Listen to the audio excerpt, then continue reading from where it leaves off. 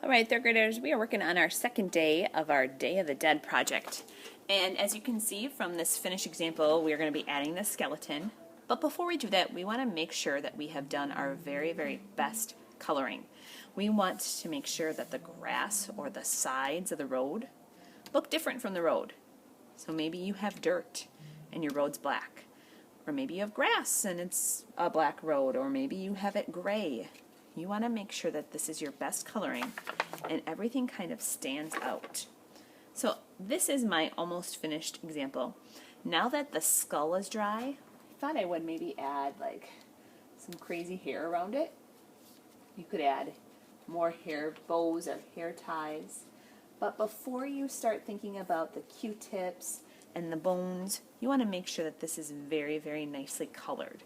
We're trying to show space and we're trying to use our imagination about Day of the Dead. So, for today, I'm not even sure how many Q-tips we need, so we'll kind of count as we go. We're going to go with 4 spaced out for the ribs. So as I'm kind of putting these on, you can see that they're about a finger space apart. You don't want them all right next to each other, and you don't want them taking up your whole paper. So today, as we glue these Q-tips, it's a lot about craftsmanship. So that means we want to do some neat work. I'm putting a line of glue about the same length as the Q-tip, and I'm just kind of tapping the Q-tip in there. It's going to move around for a while until it dries. So I'm putting another line of glue. This time it's a finger space apart, and I'm lightly just setting the glue in there. That glue will dry clear. I just don't want to move and squish it as it's drying. Alright, so those are my 4 ribs. And we're going to lay a Q-tip on the top of them going up and down. And this is kind of for your spine or your backbone. So I am putting a dot of glue on top of those Q-tips in a line. And I'm going to kind of press that on, making sure it's in that glue. So that's kind of the upper body of the skeleton. The lower body, just like in real life, your legs have an upper bone, and then they have the lower leg bone. So you want to think about making this look real. So we know our knee can bend out, kind of like that. Might look like he's walking, but you would never see the knee going the opposite direction. So I think I might have one leg coming down and maybe this leg is kind of kicking. Already you can see that the legs are coming down into the ground and on the road. That's awesome. That's what we want. So I'm going to put another line of glue about the length of my Q-tip, setting it in there. Same thing right here.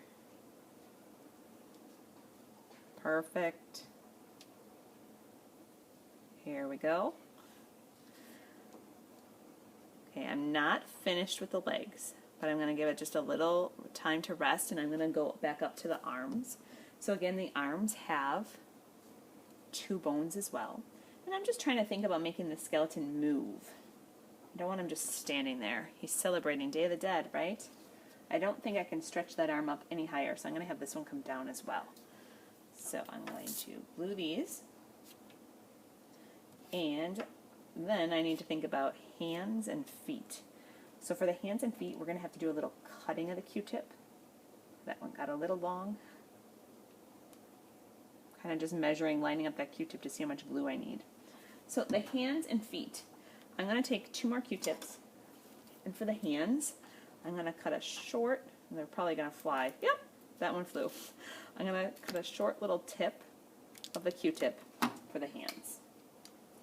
So this is going to be just a little dot. And I am actually gluing right on top of these people's heads. But as I look at the space of this project, the skeleton is in front dancing. Everything else is behind it in the background. So try to be a little bit more careful cutting these tips off.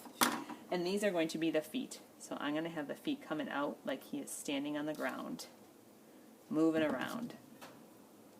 So at this point, if I put my hand on this or bumped it, this would all move.